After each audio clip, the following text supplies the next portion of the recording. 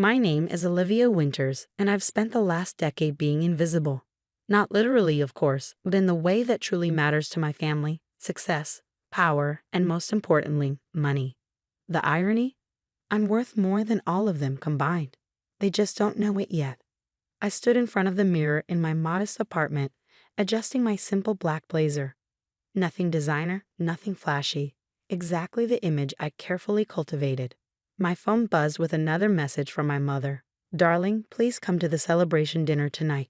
Your brother's promotion is such wonderful news for the family." Marcus, my older brother, had just been named CEO of Winters International, our family's technology company. The golden child had finally ascended to his throne. I typed back a polite acceptance, knowing exactly how the evening would play out. The restaurant was exactly what I expected: overpriced, pretentious, and dripping with old money. The kind of place where the menu doesn't list prices because if you have to ask, you can't afford it. My family was already seated at the prime table, champagne flowing freely. "Olivia," my mother called out, her voice carrying that familiar note of carefully masked disappointment. "We weren't sure you'd come. You're so busy with your investments." The way she said investments made it sound like I was running a lemonade stand. If only she knew that my small investment company, Shadow Valley Partners, controlled nearly 60% of Winters International through a complex web of shell corporations and silent partnerships. Marcus stood up, resplendent in his custom suit, his new Patek Philippe watch glinting under the chandelier lights.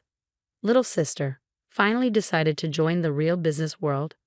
I could always use someone to handle the coffee runs at that office." Our father chuckled, raising his glass. Now, Marcus, I'm sure Olivia's doing fine with her little venture." Though he turned to me, his eyes sharp, "You could have had a real career at Winters. We offered you a position straight out of business school." I smiled, taking a sip of water. "Yes, as Marcus's assistant. I preferred to make my own way." "And what a way it is," Marcus smirked. "Still working out of that tiny office downtown. Well, I'm about to sign the biggest deal in Winters history, $50 million merger with Tech Solutions. But you wouldn't understand the complexities of such things." If he only knew that Tech Solutions was one of my holdings, acquired specifically for this moment. "Congratulations, Marcus. That sounds like quite the achievement." My mother beamed at him. "Marcus has always had such a head for business. Remember when he was just 10 and started that little baseball card trading venture?" "You mean when he took my rare Mickey Mantle card and sold it without my permission?" I asked quietly. "Oh, darling, that was ages ago. You need to let these things go." My mother waved her hand dismissively. "Look at him now, CEO at 35. While you're still," she trailed off, unable to even describe what I did. The evening continued in this vein, a steady stream of praise from Marcus interspersed with subtle digs at my life choices. I sat quietly, picking at my overcooked salmon, letting their words wash over me. Tomorrow would change everything, but tonight I would let them have their moment. As dessert arrived, Marcus launched into another story about his brilliant business acumen. "The Tech Solutions deal is just the beginning. Once we acquire them, Winters International will dominate the market.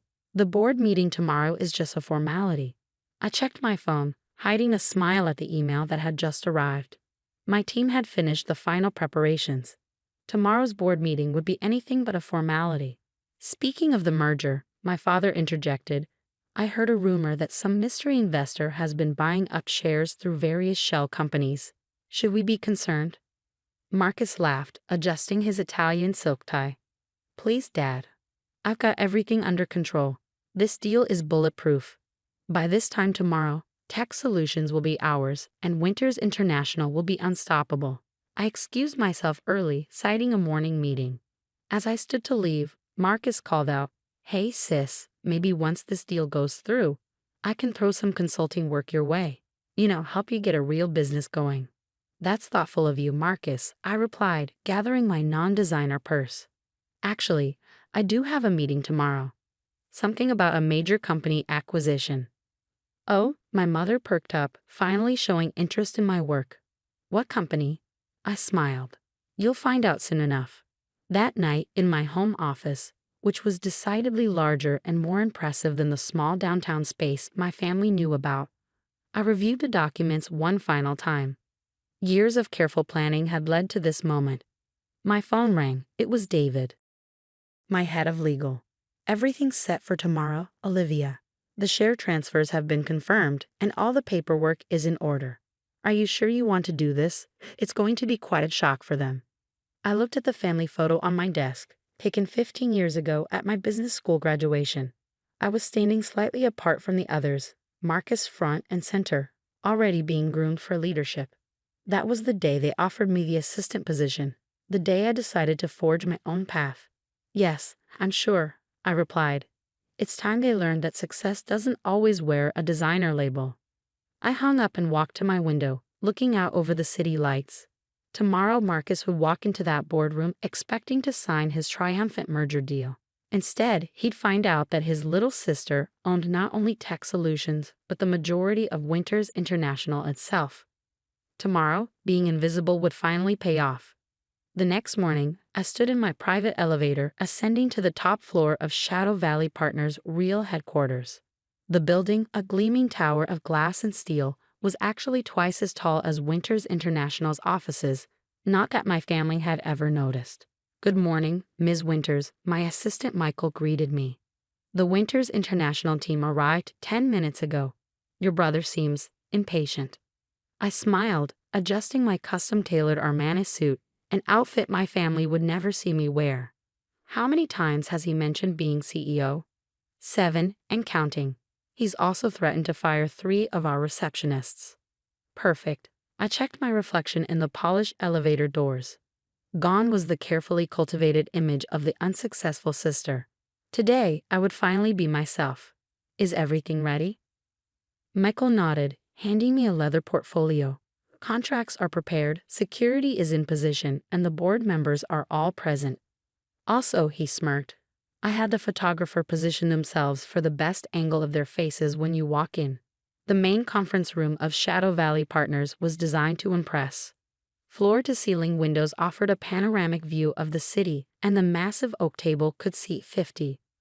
Currently, it held the entire Winters International board, their legal team, and of course, my family. I watched through the one-way glass as Marcus paced the room, checking his watch every 30 seconds.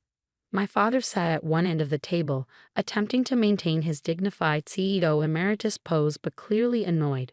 My mother was there too, probably invited to witness Marcus's moment of triumph. "Where is this mysterious CEO?" Marcus demanded, his voice carrying through the glass. "Don't they know who I am?" "I'm the CEO of Winters International." 8 times now, Michael whispered. I took a deep breath. Let's not keep them waiting any longer. The double doors opened and I walked in. The reaction was immediate. Marcus froze mid-stride. My father's carefully maintained composure cracked. My mother's champagne glass slipped from her fingers, spilling across the mahogany table. "Olivia," Marcus sputtered. "What? What are you doing here?" "This is a private meeting. Security." I walked calmly to the head of the table. "Security won't be coming, Marcus. They work for me. Everyone in this building works for me." "What is this nonsense?" my father demanded, standing up. "We're here to meet with the CEO of Shadow Valley Partners about the Tech Solutions merger." "You were meeting with the CEO," I replied, sitting down and opening my portfolio. "I'm Anna Winters, founder and CEO of Shadow Valley Partners. Though most people know us through our various subsidiaries, like Tech Solutions." The silence that followed was deafening. Marcus's face had gone from red to white to an interesting shade of gray. My mother was frantically looking between me and my father, waiting for someone to explain that this was all a joke. "This is impossible," Marcus finally managed. You work out of that tiny office downtown. You're barely making ends meet. You're..." A carefully crafted image. I cut him off. "That small office, it's one of hundreds of properties I own. While you were busy mocking my little investment company, I was building an empire. Shadow Valley Partners controls interests in over 200 companies worldwide, including, as of last year, a majority stake in Winters International." My father found his voice. "You're lying. I would know if someone had acquired that many shares." I nodded to Michael, who began distributing folders. Shell companies, blind trusts, offshore accounts, all perfectly legal, just well hidden. "You taught me the importance of controlling information, Dad. Remember?" Or was that lesson only meant for Marcus? The board members were flipping through the documents, their expressions shifting from skepticism to shock to something approaching fear. The numbers don't lie, and these numbers told a very clear story. Shadow Valley Partners, my company, owned 57% of Winters International. But the merger, Marcus stammered. Tech Solutions agreed to sell to us. Tech Solutions agreed to sell to Winters International. I corrected him because I ordered them to. I've owned Tech Solutions for 3 years. This entire merger was orchestrated by me. My mother finally spoke, her voice trembling. Why, Olivia? Why go to all this trouble? I leaned forward, meeting each of their eyes in turn.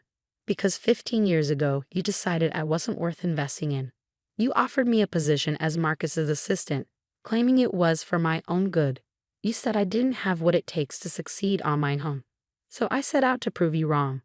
And now, my father asked quietly, now things are going to change. I pulled out the final contract. Marcus, you're right. This merger is going through, but not the way you planned. Tech Solutions will acquire Winters International, not the other way around.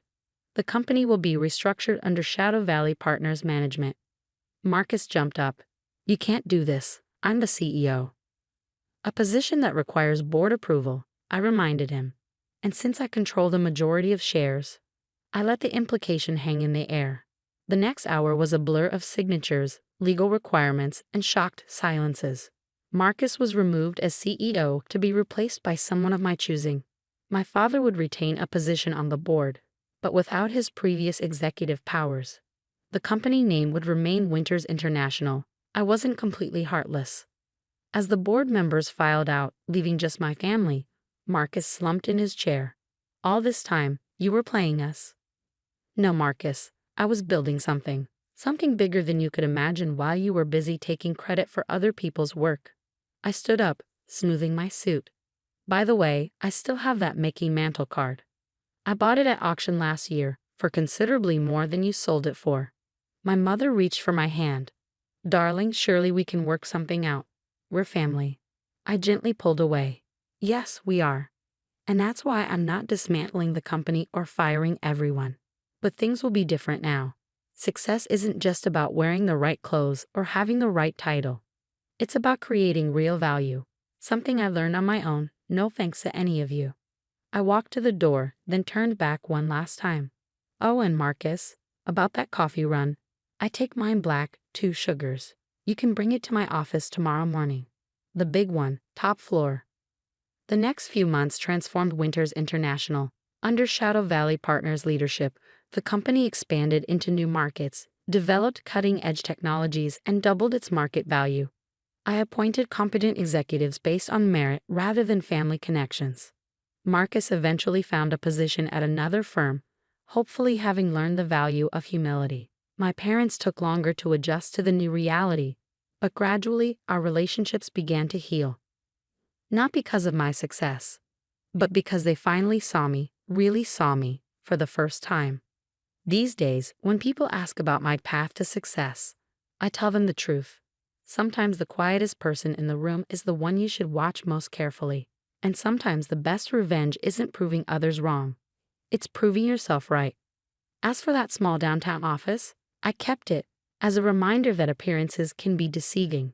After all, success doesn't always wear a designer label. Sometimes it sits quietly in the corner, building an empire while no one's watching. The morning of my wedding dawned bright and clear, but my stomach was in knots. Not from the usual pre-wedding jitters, but because I knew what was coming.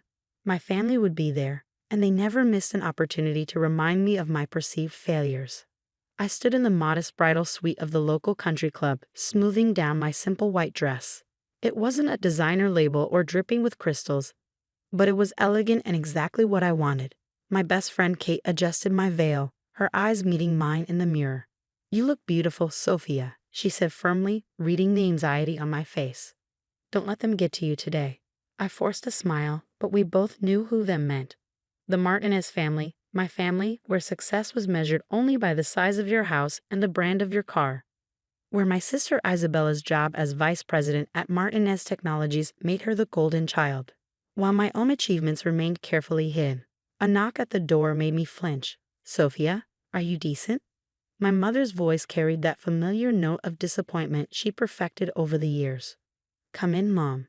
She entered, wearing a designer dress that probably cost more than my entire wedding budget. Her eyes swept over me, cataloging every detail she found lacking. Behind her, Isabella sauntered in, draped in haute couture.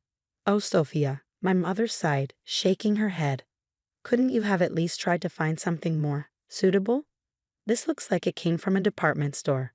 "It's perfect for her, Mother," Isabella smirked. "After all, what else can you expect from someone who works as a business consultant?" She made air quotes around my job title. "At least James loves her enough to marry her, despite everything." If they only knew. If they had any idea that my consulting work was actually running Phoenix Industries, one of the largest technology consulting firms in the country. The same company their precious Martinez Technologies was desperately trying to secure a contract with. But they didn't know. Nobody did. I'd built my company from the ground up using a different name, keeping my success hidden for years. Even my fiancé James had only learned the truth a month ago. "The ceremony starts in an hour," my mother announced. "Try not to embarrass us too much, Sophia. The Martinez name still means something, even if you never lived up to it." After they left, Kate squeezed my shoulder. "Just a few more hours, then you can tell them everything." I nodded, touching the simple pearl necklace at my throat. The only piece of jewelry I wore besides my engagement ring. They're in for quite a surprise. The ceremony itself was beautiful in its simplicity. James waited for me at the altar, his eyes shining with love and knowledge of what was to come. We'd planned this carefully, timing everything perfectly. At the reception it started. My family worked the room, making sure everyone knew which Martinez daughter was the successful one. Isabella held court at her table, loudly discussing her latest business acquisition. "Of course, once Martinez Technologies secures the Phoenix contract, we'll be unstoppable," she boasted. "I'm meeting their CEO next week. It's practically a done deal." I checked my watch. Right on time, my phone buzzed. I excused myself from the table, giving James a subtle nod. "Poor Sophia," I heard Isabella say as I walked away. "She can't even afford a proper wedding. Did you see that dress? And this venue? So quaint." My mother chimed in. "At least she found someone to marry her. Though I don't know how they'll survive on her tiny consultant salary." I stepped outside just as the sound of jet engines filled the air. Heads turned as my private jet, emblazoned with the Phoenix Industries logo, made a perfect landing on the country club's private airstrip. James appeared at my side, taking my hand. "Ready?" I squared my shoulders, feeling the weight of years of dismissal and degradation fall away. "It's time." We walked back into the reception hall, where my family was clustered by the windows, staring at the jet. Isabella's face had gone pale. That's the Phoenix Industries jet," she stammered. "What is it doing here?" I cleared my throat, and the room fell silent. "I have an announcement to make." Every eye turned to me as I stood in the center of the room, no longer the disappointing daughter, but the CEO I truly was. The next few minutes would change everything, and I was ready. "I believe we have a meeting scheduled next week, Isabella," I said calmly. "But since we're all here now, why don't we discuss that contract you're so certain about?" The color drained from her face as understanding slowly dawned. Behind her, my mother grabbed the back of a chair for support. "No," Isabella whispered. "It's not possible." But it was, and now they would finally learn just how possible it was. The silence in the reception hall was deafening. I could almost hear the wheels turning in Isabella's head as she tried to process what was happening. My mother's perfectly maintained composure cracked, her champagne glass trembling in her manicured hand. You're saying..."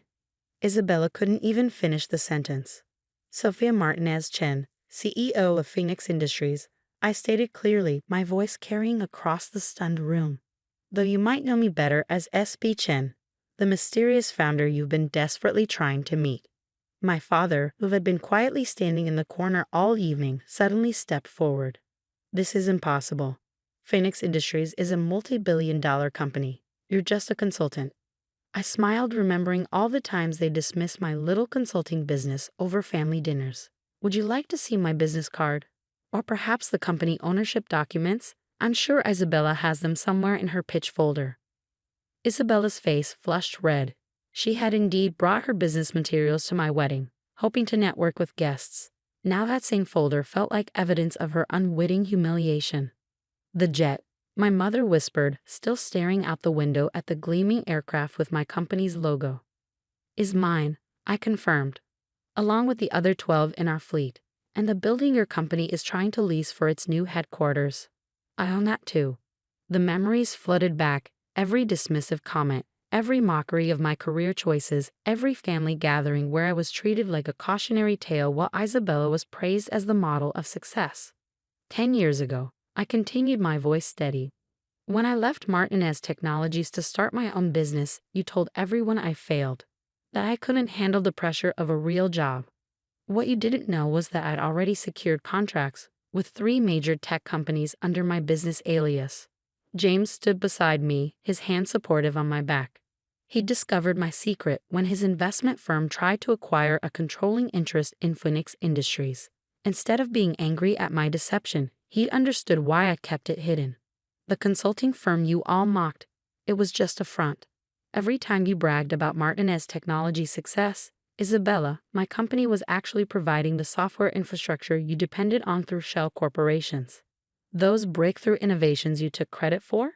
They came from my development team. Isabella sank into a chair, her designer dress crumpling. The Phoenix contract, we need it. The board is counting on it. Without it, Martinez Technologies will lose its market position within 6 months. I finished for her. I know, I've seen your financials. My mother finally found her voice. Why didn't you tell us? We're family. The word family sparked something in me, years of pent-up emotions finally breaking free. Family? I laughed, but there was no humor in it. Was it family when you told my college counselor not to waste time on my applications because I'd never amount to anything? Was it family when you excluded me from business dinners because I'd embarrass you? Or perhaps it was family when you told James's parents that they should reconsider the marriage because I couldn't provide the lifestyle they were accustomed to. Kate appeared at my side, handing me a folder. Inside were photos, documents, and emails. A decade's worth of evidence showing how I'd built my empire while my family was busy underestimating me. Your company needs this contract, I said, addressing Isabella directly. But Phoenix Industries has a strict policy against toxic corporate culture. And from what my team has observed, Martinez Technologies has some serious issues in that department. Isabella's face went from red to white. She knew exactly what I meant. Her management style was notorious for its brutality. However, I continued, I'm willing to offer you a different deal, one that could save the company, but with some significant changes in leadership. My father stepped forward, his business instincts kicking in. What kind of changes? Complete restructuring of the executive board, new management policies, and Isabella. I turned to my sister, who couldn't meet my eyes. You'll need to step down as VP. The gasps around the room were audible. Isabella jumped to her feet. You can't do this. Daddy, tell her she can't do this. But our father was a businessman first. He could see the writing on the wall. She can, and she has every right to. The question is, why would you help us at all? I looked around the room at my gathered family members, the aunts, uncles, and cousins who had witnessed years of my humiliation. They were all watching now, their expressions a mix of shock, embarrassment, and dawning respect. Because despite everything, Martinez Technologies was our grandfather's legacy. He built it from nothing, just like I built Phoenix. I won't let it fail. I paused, letting my words sink in. But I won't let it continue to be a monument to arrogance and cruelty either. I nodded to James, who began distributing sealed envelopes to key family members. Inside, you'll find the terms of Phoenix Industries' proposed restructuring of Martinez Technologies. You have until Monday to decide. My mother stood frozen, the envelope trembling in her hands. All this time, all these years. Yes, I said simply. All these years, you had 2 successful daughters. You just couldn't see past your own prejudices to recognize it. I turned to the rest of our wedding guests, many of whom were watching the scene unfold with rapt attention. Now, I believe this is still a celebration. James and I would love for you all to join us on our private island for the reception continuation. The jet can accommodate 30 passengers per trip. As if on cue, the wedding planner began coordinating with guests for the transfers. My family remained rooted in place, still processing everything that had happened. Isabella finally spoke, her voice small. The contract was never real, was it? You never intended to give it to us. No, I confirmed. But this offer is real. It's your chance to be part of something better. Your choice. I took James's hand and turned to leave for the jet. My father's voice stopped me. Sophia. I'm sorry. I looked back at him, seeing for the first time something I'd always wanted to see, respect. I know, Dad, Monday morning, 9 a.m. Don't be late. As James and I walked out to the waiting jet, I heard the whispers behind us, felt the stares. But for the first time in my life, they didn't hurt. I finally shown them who I really was, not the person they'd chosen to see. Kate caught up with us at the jet's stairs. That was epic. But what happens now? I smiled, looking back at the country club where my family was still huddled, their world thoroughly shaken. Now they learn that success isn't measured by how well you can tear others down, but by how many people you can lift up. James squeezed my hand as we boarded the jet, ready for the next chapter. I looked out the window at my assembled guests, my shell-shocked family, and the future stretching out before us. More than ready. After all, success is the best revenge. The jet engines roared to life, and as we took off into the sunset, I knew that my wedding day had become something more than just a celebration of love. It had become the day I finally stepped out of the shadows and into my own light. Sometimes the greatest victory isn't in keeping secrets, but in choosing the perfect moment to reveal them. And as my family would soon learn, this was just the beginning of their education in what true success looks like. It's nothing personal, Maria, Harold Barnes said, not bothering to look up from his computer as he dismissed 15 years of loyal service. We're upgrading the building's image, going more upscale. I stood in his office, still wearing my cleaning uniform, my hands raw from scrubbing floors all morning. Upscale, I repeated, trying to keep my voice steady.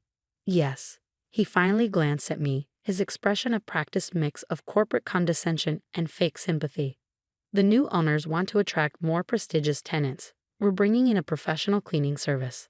I am professional, I said quietly.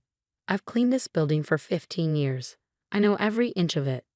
That's not the point. He sighed like I was a child failing to understand simple math. Barnes & Associates is growing. We need this building to reflect our status. You understand, don't you? I understood perfectly. I understood that the small law firm I'd watched grow from 2 attorneys to 20 no longer wanted a middle-aged Mexican woman cleaning their precious offices. I understood that all those mornings I'd arrived at 4 a.m. to make sure everything was spotless before their first client meeting meant nothing. My severance? I asked, pride making my spine straight despite the humiliation burning in my chest. 2 weeks' pay. He slid an envelope across his mahogany desk, the same desk I'd polished every night for years. You can finish out the week. I took the envelope, resisting the urge to tell them how many of his company's secrets I knew from emptying their trash and overhearing late-night conversations. How many confidential documents I'd seen carelessly left on desks and fax machines. Thank you for the opportunity, Mr. Barnes, I said instead, my accent careful and measured like my mother had taught me. Always be gracious, Maija, even when they don't deserve it. He was already back to typing on his computer, dismissing me from his mind as easily as he dismissed me from my job.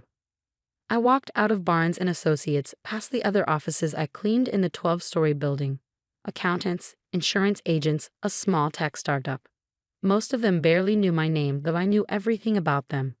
Which ones came in early, which stayed late, which were having affairs with their secretaries. My cart waited in the hallway, cleaning supplies neatly organized. 15 years of 4 a.m. starts, of back-breaking work, of being invisible unless something wasn't perfectly clean. All ended with a 2-week severance check and a casual dismissal. Mama? My daughter's voice came through my phone as I rode the elevator down. How did it go? Sophia. The reason I'd worked so hard, why I cleaned offices while studying English at night, why I'd saved every extra penny I could. They're letting me go, I said simply. Silence for a moment. Then, I'll be home in an hour. Don't cook, I'm bringing dinner. You have classes. They can wait. This is more important. I smiled despite everything. My brilliant daughter, in her 2nd year of business school, still thought having dinner with her mother was more important than her studies. At home, the small apartment I'd maintained alone since Sophia's father died 12 years ago, I sat at our tiny kitchen table and opened the severance envelope. 2 weeks' pay, $840 before taxes, barely enough for 1 month's rent. Sophia arrived with takeout from our favorite Mexican restaurant and a determined look in her eye. "This is good," she announced, setting out containers of enchiladas and rice. "Now you can finally do it." "Do what?" "Start your own business, like you've always talked about." I shook my head. "Sophia, starting a cleaning business takes money." "Which you have," she interrupted. "I know about your savings, Mama. The account you think I don't know about." I stared at her. "How did you?" "I'm studying finance, remember? I've seen your bank statements when I help with the bills. $23,000 hidden away in that secret account." She reached for my hand across the table. "Plus the $12,000 in your regular savings. That's $35,000, Mama. Enough to start something real." She was right about the money. For 15 years, I'd saved everything I could, taking extra cleaning jobs on weekends, living as frugally as possible. The secret account was meant to be Sophia's graduate school fund, but she'd already won a full scholarship. "It's too risky," I protested. "At my age. You're 48, not dead." Sophia's eyes blazed with the same determination her father's had shown when he first asked me to marry him. "And you know more about commercial cleaning than any of those professional services Barnes is hiring." She pulled out her laptop, her most prized possession, bought with her scholarship money. "Look what I found." She showed me a website for a commercial cleaning franchise. Initial investment, $30,000. They provide training, supplies, insurance, everything you need to start. But here's the best part, you don't need it. "What do you mean?" "You already have better connections than they do.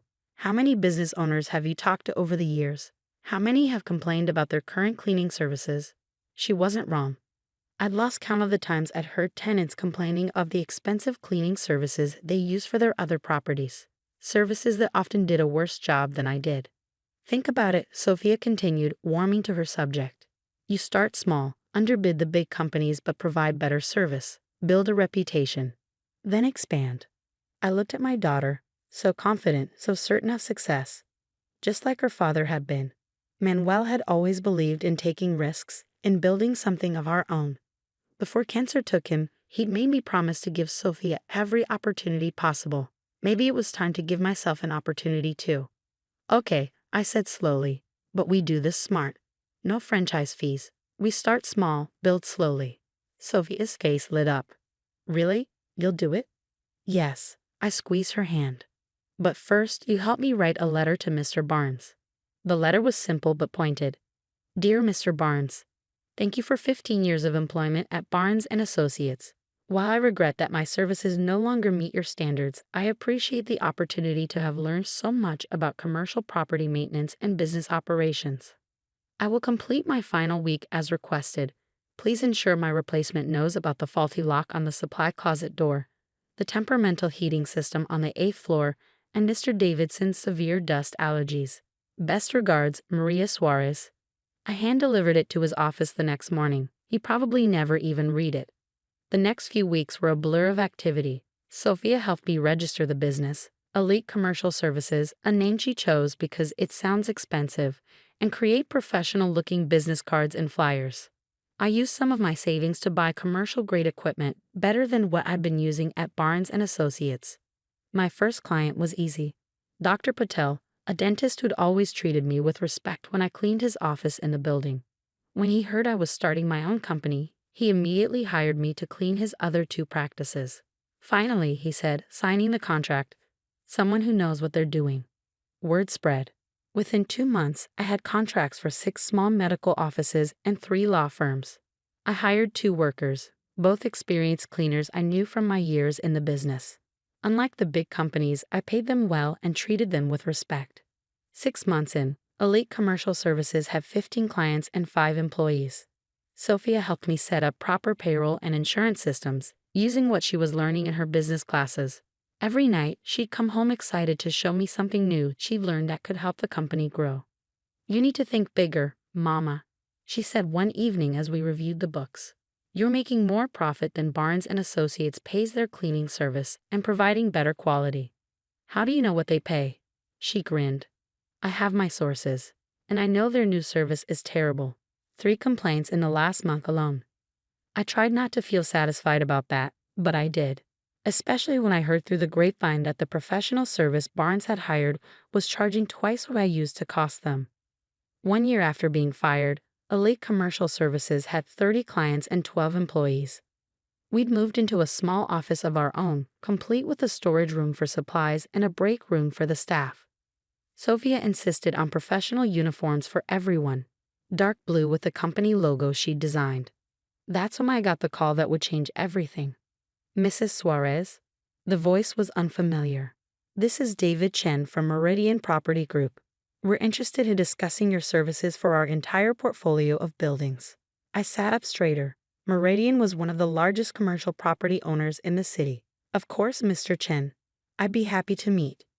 "Actually," he interrupted, "we'd like you to come to our offices tomorrow morning. Our CEO would like to speak with you directly." The next day, I walked into Meridian's luxurious downtown headquarters wearing my best suit, another of Sophia's insistences. "You're a CEO now, Mama. Dress like one." The CEO of Meridian Property Group was not what I expected. Sarah Chin was maybe 40, dressed in a simple black dress that probably cost more than my monthly payroll. She greeted me with a firm handshake and a direct gaze. "Mrs. Suarez," she gestured to the chair across from her desk. "Thank you for coming. I've heard interesting things about your company." I sat down, back straight, channeling Sophia's confidence. "Good things, I hope." "Very good." She opened a folder on her desk. "You've taken 15 clients from Advanced Commercial Cleaning in the past year. All of them report higher satisfaction rates with your service despite your lower prices." I nodded, wondering where this was going. "Advanced Clean has been our provider for 10 years, she continued. "We have 63 properties in their portfolio, but lately their quality has been declining." My heart started beating faster. 63 properties.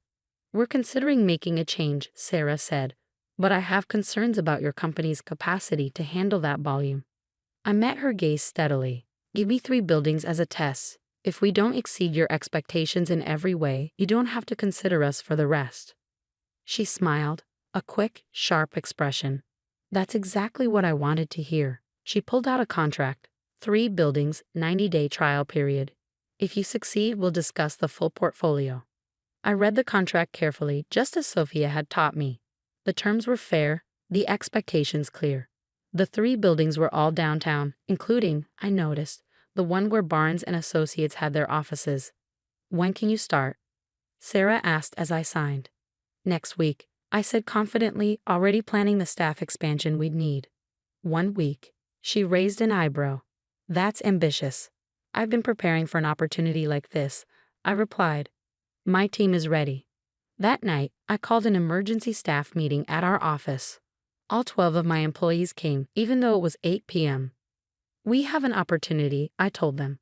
"But I'll need everyone's help, and we'll need to hire more people fast." They didn't hesitate. Carmen, my first hire, immediately suggested her sister and cousin, both experienced cleaners. Oza knew a whole family who just moved from El Salvador, all with commercial cleaning experience. By the end of the week, we'd hired 10 new employees. Sophia helped me revise our training programs, creating detailed checklists and procedures for every task. We bought new equipment, ordered more uniforms, and set up a proper scheduling system. Our first night in the Barnes & Associates building, I made sure to be there personally. The professional service had left it in terrible shape. Dust in the corners, streaky windows, trash bins overflowing. "We have a lot of work to do," I told my team, "but this is our chance to show what real professionals look like."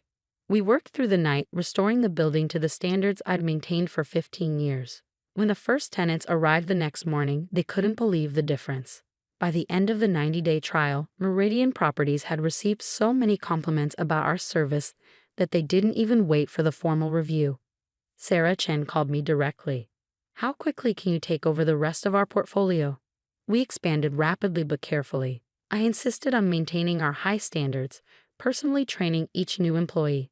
Sophia, now in her final year of business school, helped me create proper management systems and financial controls. 2 years after being fired as just a cleaner, I sat in my new office, a proper corporate suite downtown, reviewing our company's growth with Sophia. "Revenue is up 300% from last year," she reported proudly. We have 140 employees, service contracts for 87 buildings, and a waiting list of potential clients. I smiled, remembering the days of scrubbing floors at 4 a.m. and Barnes & Associates. She grinned, still complaining about every cleaning service they try. They've gone through 3 since Advanced Clean. That's when I saw it, a notice in the commercial real estate listings. The Barnes & Associates building was for sale. The owners were facing bankruptcy, looking for a quick sale. Sophia, I said slowly, what would you think about buying a building? She looked at the listing, her eyes widening. That building, can we afford it? With our current revenue and assets, I did some quick calculations. We'd need financing, but it's possible. She was already pulling up financial models on her laptop, skills she'd learned in business school now put to use for our company. If we use the company's profits as collateral, and with your personal assets, yes, we could make this work. I thought about Harold Barnes, about his casual dismissal of my worth, about all the tenants who treated me as invisible during my years cleaning their offices. Make the calls, I told Sophia, but keep my name out of it. Use the holding company we set up. The negotiations took 2 months. The owners, desperate for cash, accepted our offer, slightly below market value but all cash, thanks to some creative financing Sophia arranged. The day we closed the deal, I waited until late afternoon, when I knew Harold Barnes would be in his office. I wore my best suit, no more cleaning uniform, and took the elevator to the 9th floor. His office door was open. He was on the phone, probably with another client he overcharged. I knocked on the doorframe. He looked up, irritation crossing his face at being interrupted, then confusion as he tried to place me. Yes, he said, covering the phone's mouthpiece. Can I help you? Hello, Mr. Barnes, I said clearly, my accent now refined by 2 years of corporate meetings. I'm here about your lease. He frowned. My lease? Are you with the property management company? In a way, I stepped into his office, the same office where he'd fired me 3 years ago. I'm the new owner of this building. The phone slipped from his hand. I enjoyed watching the recognition dawn on his face, followed by disbelief and then something close to fear. Maria, he stammered. But, you're a cleaner. I was a cleaner, I corrected him. Now I'm the CEO of Aita Commercial Services, which provides premium cleaning and maintenance services to over 80 high-end properties in this city. And as of today, I own this building. He seemed to shrink in his expensive chair. About what happened? I held up a hand. I'm not here about the past, Mr. Barnes. I'm here about your future. Your lease is up for renewal next month. Are you going to evict us? I smiled, remembering his words about upgrading the building's image. No, Mr. Barnes. Unlike some people, I don't dismiss long-term relationships for the sake of image. But there will be some changes. I handed him a folder containing the new lease terms Sophia and I had carefully crafted. Your rent will increase to match market rates. The building will undergo major renovations to actually become upscale, as you once put it. And of course, all tenants will be required to use Aita Commercial Services for their cleaning needs. He opened the folder with trembling hands. This rent increase, it's significant. Quality comes at a price, I said, using the same condescending tone he'd once used with me. You understand, don't you? He looked at me then, really looked at me, and I saw the moment he understood. Understood that the woman he dismissed as just a cleaner now held the power to affect his business, his success, his future. I'll need your decision by Friday, I said, turning to leave. Then I paused at the door. Oh, and Mr. Barnes. The cleaning crew starts at 6 a.m. now, not 4 a.m. I believe in treating my employees with respect. Walking out of his office, I felt no triumph, no vindictive pleasure. Only a deep satisfaction in knowing that I had built something meaningful, not just a successful company, but a legacy of respect and dignity for the kind of work I had once done. That evening, I hosted a dinner for all my employees and their families at an upscale restaurant, the kind of place I used to clean but could never afford to eat at. Over 100 people attended, representing dozens of countries and cultures. Sophia stood up to make a toast. To my mother, she said, raising her glass, who taught me that no honest work is beneath dignity and no dream is beyond reach. I looked around at the faces of my employees, my extended family now, and thought about the journey that had brought me here. From invisible cleaner to respected CEO, from powerless worker to influential owner. The next morning, I arrived at my building, just as the cleaning crew was finishing up. Carmen, now our operations manager, was showing a new employee the proper way to clean the executive offices. "Good morning, Mrs. Suarez." They greeted me with genuine warmth. "Good morning," I replied, noting how spotless everything was. "Excellent work, as always." I took the elevator to my new office on the top floor, the one with the best view of the city. As I unlocked the door, I saw Harold Barnes arriving in the lobby below, looking uncomfortable as he passed the cleaning crew. I smiled, remembering Sophia's words from the night before. No honest work is beneath dignity, and no dream is beyond reach. Opening my computer, I began reviewing plans for our next expansion. After all, there were plenty more buildings in this city that could use an upgrade in their cleaning services, and I knew just the company to provide it. The irony wasn't lost on me. Chen Security Solutions, the cybersecurity company I built from a garage startup into a $200 million enterprise, was about to throw me out because I was supposedly a security risk. At least that's what my cousin Peter claimed as he stood at the podium during our annual shareholders meeting. My name is David Chen, and at 45, I was about to learn that in the tech world, the most dangerous code isn't always the one you can see. The board has reviewed the company's technical direction, Peter announced, his perfectly tailored suit a far cry from the hoodies he'd worn when I'd hired him fresh out of business school 5 years ago. In light of recent market changes and David's resistance to modern development methodologies, we've decided a leadership change is necessary. I sat quietly in my chair, watching the shareholders nod along. They'd been carefully prepared for this moment, fed a steady diet of concerns about my traditional approach to cybersecurity. Too focused on fundamentals, they'd been told. Not enough emphasis on flashy AI solutions and blockchain buzzwords. Furthermore, Peter continued, gesturing to my Uncle James who sat smugly at the board table, we've discovered some concerning activities on the company's development servers. Unauthorized access attempts, unusual code deployments. I almost smiled at that. Of course they found unusual activity. I'd wanted them to. Therefore, effective immediately, James Chen will assume the role of Chief Technology Officer, with full control over all technical operations. Security will escort David from the premises and his access to all systems will be terminated. As 2 security guards approached my chair, I thought about the real unauthorized access they hadn't found. About the code that had been running silently in the background for months, documenting everything. About the true security risks that nobody but me seemed to notice. "Any final words, David?" Uncle James asked, not bothering to hide his smirk. He'd been trying to edge me out since joining the company 3 years ago, bringing his Silicon Valley connections and promises of disruptive innovation. I stood slowly, straightening my jacket. "Just one question. Have you finished migrating all our clients to the new security platform?" James frowned slightly. "Of course. Your outdated system has been completely replaced. The migration finished last week." I nodded, picking up my laptop. "Interesting. Good luck then." "Is that a threat?" Peter demanded, but I could see uncertainty flicker in his eyes. "Not at all. Just an observation. After all, you're the experts now." As security escorted me to my office to collect my belongings, I passed the wall of client logos. Banks, tech companies, government agencies, all of them trusting us with their digital security. All of them now protected by James' innovative new system. My phone buzzed. A message from Emily Zhang, my former lead developer, who quit when James started pushing his changes. "It's done. Everything's documented. They have no idea what's coming." I smiled, remembering the day 3 months ago when I first noticed the vulnerabilities in James's new platform. The backdoors that his rushed development had left open. The fundamental flaws that his AI algorithms couldn't detect. In my office, my former office, I took my time packing.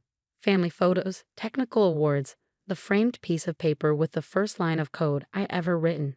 The security guards shifted uncomfortably, remembering how I'd helped them set up their home computers, taught their kids basic programming. "Mr. Chen," one of them said quietly, "this isn't right. The new system, it's been having issues."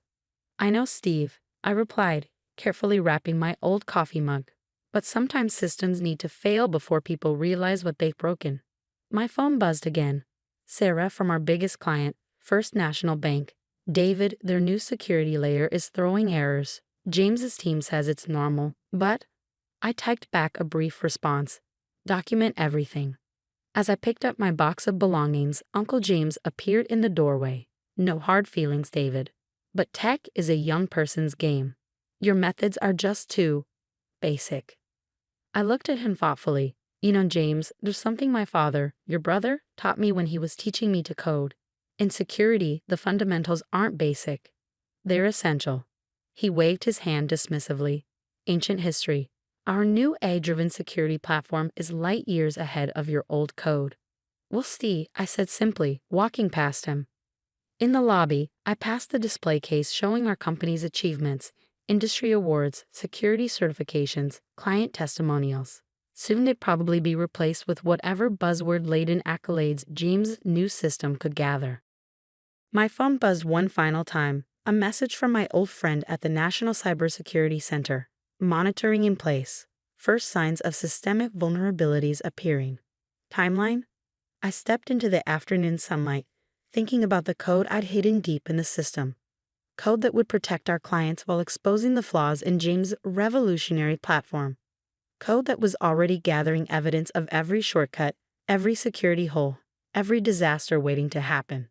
1 week, I typed back, when their first major banking client runs their monthly security audit. Then we'll see who's really obsolete. Because in cybersecurity, the most dangerous vulnerabilities aren't the ones you find. They're the ones that find you. And James's shiny new system was about to learn that lesson the hard way. The next 5 days were a masterclass in watching a disaster unfold in slow motion. From my home office, I monitored the cascade of small errors that James's team either didn't notice or couldn't understand. The digital equivalent of watching hairline cracks spread through a dam. Another anomaly in the transaction verification system, Emily reported via our secure channel. Their AI keeps marking it as normal variance. I nodded, watching the logs scroll across my screen. The revolutionary AI-driven security system was doing exactly what I predicted, missing fundamental security flaws while chasing sophisticated attack patterns that didn't exist. How's the documentation going? I asked. Perfect. The monitoring system you built is catching everything. Every ignored warning, every misconfigured security protocol, every band-aid fix they're applying. The National Cybersecurity Center's independent audit team is watching too. On day 6, the first major warning sign appeared. A mid-sized tech client reported unusual access patterns in their secure data storage. James's team dismissed it as a training phase in their AI's learning algorithm. They were wrong. My phone rang. Sarah from First National Bank again. David, something's not right. Our security team is seeing patterns that match known attack signatures, but James's system keeps clearing them as safe. Document everything, I'd advised, and maybe have your backup systems ready, just in case. She hesitated. We're running our monthly security audit tomorrow morning. Should we be worried? Let's just say I wouldn't schedule any major transactions for tomorrow afternoon. The next morning, I sat in my home office, multiple screens showing various monitoring systems. Emily and our trusted network of security professionals were all on standby, watching and documenting. At exactly 9:00 a.m., First National Bank began their monthly security audit. It was comprehensive, designed to test every layer of their cybersecurity infrastructure that was now running entirely on James's new platform. At 9:17 a.m., the first real alarm sounded. The bank's audit tools discovered what James's AI had been missing for weeks. A massive security hole in the transaction verification system. One that could have allowed millions in fraudulent transfers to slip through undetected. But that was just the beginning. As the audit dug deeper, it found more problems. Critical security protocols had been misconfigured. Basic encryption standards had been implemented incorrectly. And the AI system that was supposed to be protecting everything, it had been trained on flawed data, marking legitimate threats as safe while flagging innocent transactions as suspicious. At 10:45 a.m., First National Bank's Chief Information Security Officer made the call. They were switching back to their backup systems, my original security protocols, immediately. By noon, 3 more major clients had followed suit. My phone rang. Peter, sounding panicked. David? We need to talk. The system. There are some issues. Really?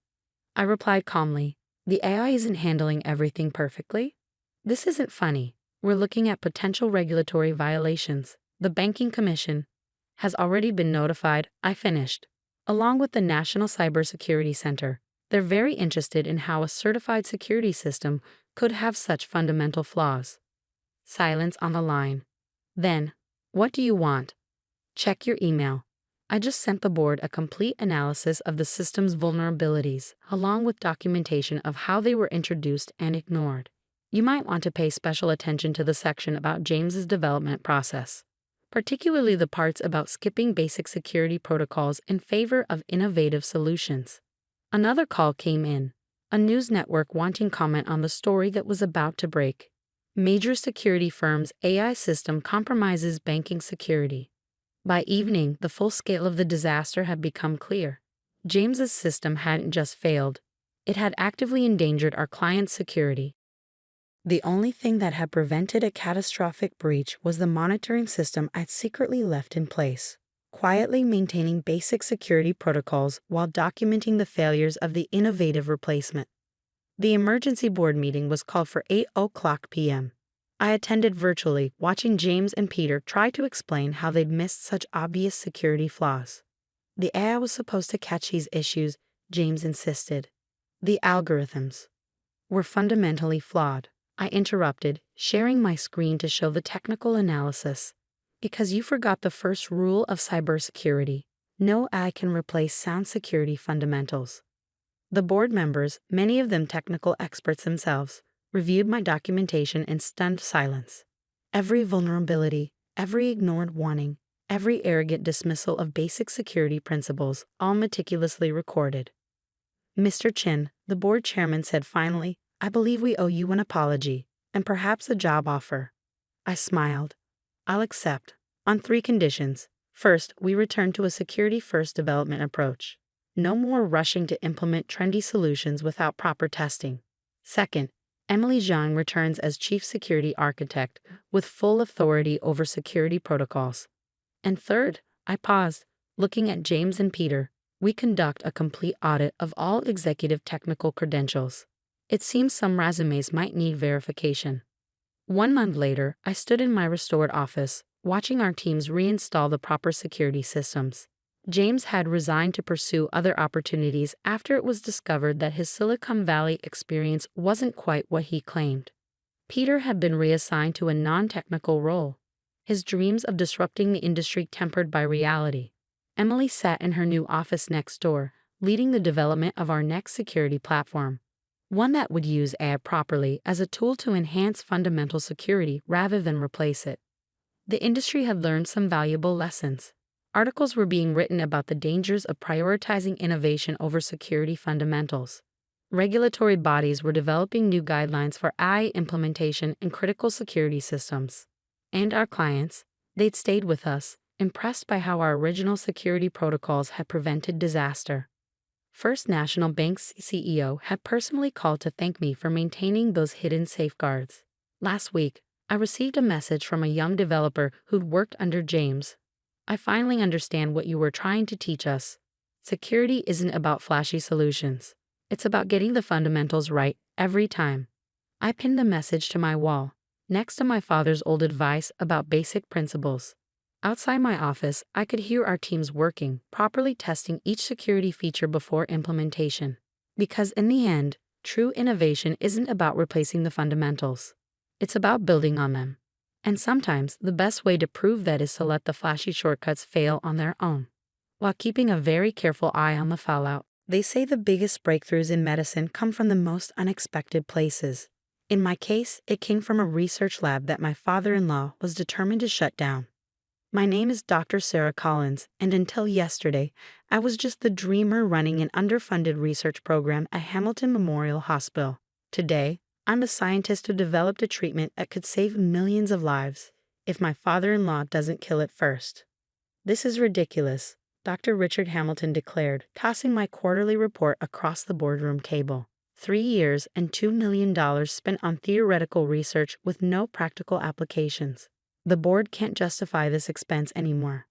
I kept my voice steady, despite the fact that my hands were shaking under the table. The neural regeneration protocol shows promising results. In mice, he interrupted. Meanwhile, we have real patients needing real treatments. This isn't some academic playground, Sarah. This is a hospital with budget constraints. The other board members nodded along. They always did. Richard Hamilton wasn't just chief of medicine, he was hospital royalty. His father had founded Hamilton Memorial, his family name was on every wing, and his word was practically law. He was also the man who had never forgiven his son Mark for marrying a research scientist instead of a proper surgeon like himself. The FDA review, I started, is a waste of time, Richard cut in. Just like this entire program has been. I moved to terminate the neural regeneration research effective immediately. I second the motion. Dr. Peterson chimed in quickly, always the first to agree with Richard. I looked around the table at the faces I'd known for 3 years. Dr. Chen, who had initially supported my research. Dr. Whitman, who had called my early results fascinating. All of them avoiding my eyes now. All in favor? Richard asked. Hands went up around the table. This was it. 3 years of work, countless late nights, breakthrough after breakthrough that nobody would believe in, all about to be destroyed by a man who hadn't set foot in a research lab in 20 years. But Richard didn't know about the email I'd received last night. Before you vote, I said calmly, you might want to check tomorrow's FDA announcements. Richard paused, his hand halfway up. What are you talking about? The phase aita trial results. They came in last night. I pulled out my tablet. Would you like to see them now or wait for the public announcement? There's no way the FDA has reviewed. Fast-track approval, I interrupted, given the unprecedented success rates in human trials. The ones you said were a waste of time. The room went silent. Dr. Chen slowly lowered his hand. You're bluffing, Richard said, but there was a note of uncertainty in his voice. I connected my tablet to the room's display screen. The neural regeneration protocol showed a 94% success rate in restoring function to damaged spinal cord tissue, complete reversal of paralysis in 82% of test subjects. The FDA panel called it, and I quote, the most significant breakthrough in neurological treatment this decade. The data scrolled across the screen.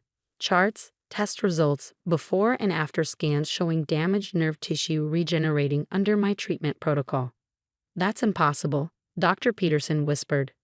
No, I said quietly. It's just science you didn't believe in. I turned to my father-in-law, whose face had gone from confident to ashen. The pharmaceutical companies are already calling. Licensing offers starting at $300 million. But since you're about to vote to terminate the research, I started packing up my papers. I'm sure Mass General or Mayo Clinic would be happy to take over the program. Now wait just a minute, Richard sputtered. This is Hamilton Memorial Intellectual Property. Actually, I pulled out one more document. I filed the patents personally. The hospital only owned the research rights as long as the program continued.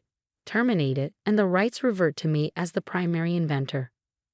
Legal documents appeared on the screen, papers I had drawn up months ago when I first realized Richard would never support my work simply because it was mine. You planned this, he accused.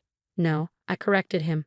I protected my work, because you taught me that's what I had to do. The boardroom erupted into chaos. Dr. Chen was frantically reading the trial results. Dr. Whitman was already on the phone with someone. Dr. Peterson looked like he might faint. And Richard just stared at me like he was seeing me for the first time. Why didn't you tell us the trials were this successful? He finally asked. I tried. For 3 years, I tried. But you were too busy telling me what I couldn't do to listen to what I was actually doing. The door opened and Mark burst in. My husband looked like he'd run all the way from his neurology department. Sarah, is it true? The FDA approval? I nodded. He swept me up in a hug, not caring about the stunned board members.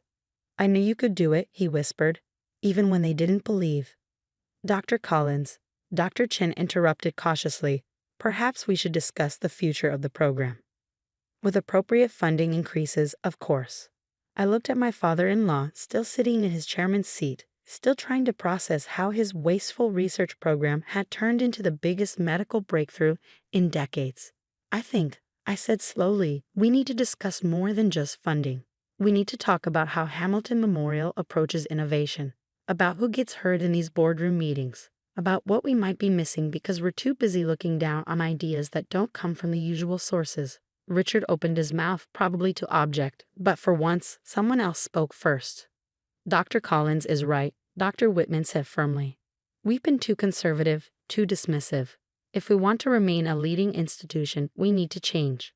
One by one, the other board members nodded. Even Dr. Peterson managed a weak agreement. I sat back down, Mark's hand firmly in mine. Now about those budget constraints. The next few hours would reshape not just my research program, but the entire culture of Hamilton Memorial.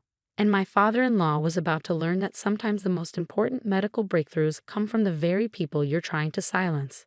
The morning after the board meeting, I arrived at Hamilton Memorial to find news vans lined up outside. Revolutionary spinal treatment approved by FDA flashed across every screen in the hospital lobby. My phone hadn't stopped buzzing since the official announcement. Dr. Collins, nurses, doctors, and even patients called out congratulations as I made my way to my lab. Many of them had watched me fight for funding and recognition for years. Now they were seeing the vindication they'd hoped for. My research team was already hard at work, excited but focused. They believed in this project even when the board didn't, working late nights and weekends because they knew we were onto something revolutionary. The pharmaceutical companies are in conference room 3, my assistant Jenny reported. All of them. And Dr. Hamilton is waiting in your office. I paused. Which Dr. Hamilton? Both of them. Richard and Mark were standing at opposite ends of my small office, the tension between them palpable. The wall-mounted TV was showing CNBC's coverage of our FDA approval, with stock prices of major pharmaceutical companies scrolling beneath. Sarah, Richard spoke first, his voice lacking its usual authority. We need to talk about the future of the program. Now you want to talk? I set down my files. After trying to shut us down yesterday, I was wrong. The words seemed to physically pain him. I let personal prejudices cloud my judgment. Mark moved to stand beside me. You let your disappointment in me cloud your judgment of her. Richard flinched. Perhaps. I logged into my computer, pulling up the latest data. The licensing offers have doubled since last night. Mayo Clinic called personally to discuss the partnership, and the Department of Defense wants to talk about applications for combat injuries. All of which should stay at Hamilton Memorial, Richard said quickly. Why? I turned to face him. Because now it's profitable. Because now you can put the Hamilton name on a breakthrough. Because I was wrong, he repeated, louder this time. And because you were right, we need to change how this hospital approaches innovation. I studied him carefully. Go on. I'm stepping down as chief of medicine, he announced. The board agreed this morning. We need younger leadership, someone who understands where medicine is heading. Mark and I exchanged shocked looks. They're offering you the position, he continued, looking at me. Me? But I'm not even a department head. You just developed the biggest breakthrough in neurological medicine in decades. You did it despite resistance, despite underfunding, despite... He swallowed, despite me actively working against you. That's exactly the kind of leadership we need. Before I could respond, Jenny burst in. Dr. Collins, the first patient from the trial is here for a press conference, and she's walking. Maria Rodriguez had been paralyzed from the waist down in a car accident 2 years ago. She'd been one of our first trial patients, and her recovery had been nothing short of miraculous. Now she stood in the hospital's main conference room, walking smoothly to the podium while cameras flashed. 6 months ago, I couldn't feel my legs, she told the packed room. Today, I'm planning to run a 5K. Dr. Collins didn't just give me back my ability to walk, she gave me back my life. More patients followed, each with their own story of recovery. A teenage athlete who'd been told he'd never play again. A grandmother who could now pick up her grandchildren. A veteran who had regained function after a combat injury. Richard watched it all from the back of the room, his expression unreadable. Later that evening, as the media circus finally wound down, he found me in my lab. Your mother-in-law called, he said without preamble. She reminded me of something I'd forgotten. I looked up from my microscope. What's that? The day Mark told us he was marrying you, you showed us your research proposal. The early theory behind neural regeneration. Margaret said we should support you, that she could see your passion. I dismissed it as a naive dream. I remember. She also said I was making the same mistake my father made with me, dismissing new ideas because they didn't fit our preconceptions. He picked up a framed photo from my desk, my whole team celebrating our first successful trial. I didn't listen then. I'm listening now. I set down my notes. What are you suggesting? A new research division, not just for neural regeneration, but for all the impossible ideas we've been ignoring. Full funding, complete autonomy, direct board access. You'd oversee it as chief of medicine. And you'd be okay with your daughter-in-law being your boss? He actually smiled. I think I've proven I'm not the best judge of what this hospital needs. Besides, he hesitated. I'd like to get back into research myself, if you'd have me on your team. 6 months later, I stood in the newly opened Collins Research Wing. I'd insisted on dropping the Hamilton name. The hospital needed to show it was truly changing. Our neural regeneration protocol was being implemented in hospitals worldwide. The licensing revenues had transformed Hamilton Memorial's budget from stretched to substantial. But more importantly, the culture had changed.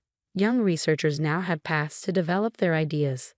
The board had been restructured to include more diverse voices. Even Richard had found his passion again, working with a team developing new applications for our breakthrough. Mark thrived in his role heading the neurology department, proudly supporting my work while building his own legacy. We proved that a marriage between two doctors could be a partnership of equals. Margaret, my mother-in-law, just smiled knowingly at family dinners. I told them so, she'd say, watching Richard enthusiastically discuss research with the younger scientists. The success stories kept coming.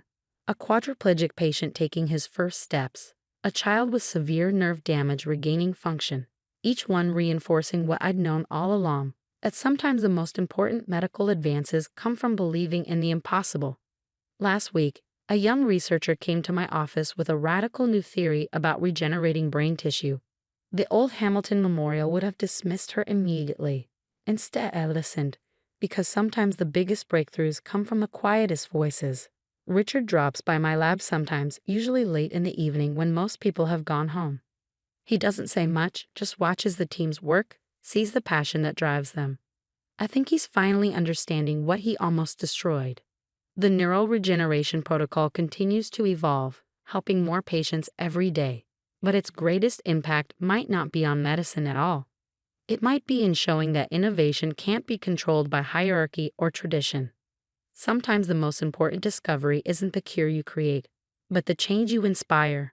And sometimes the best revenge isn't proving someone wrong, it's showing them a better way to be right. The Hamilton Memorial of today is unrecognizable from 2 years ago. Young researchers flood our halls with new ideas. The board meetings are filled with passionate debate instead of quiet acquiescence. And somewhere in a small lab, another impossible breakthrough is probably taking shape. All because someone refused to be silenced. All because sometimes the most powerful response to doubt isn't anger or argument. It's simply succeeding.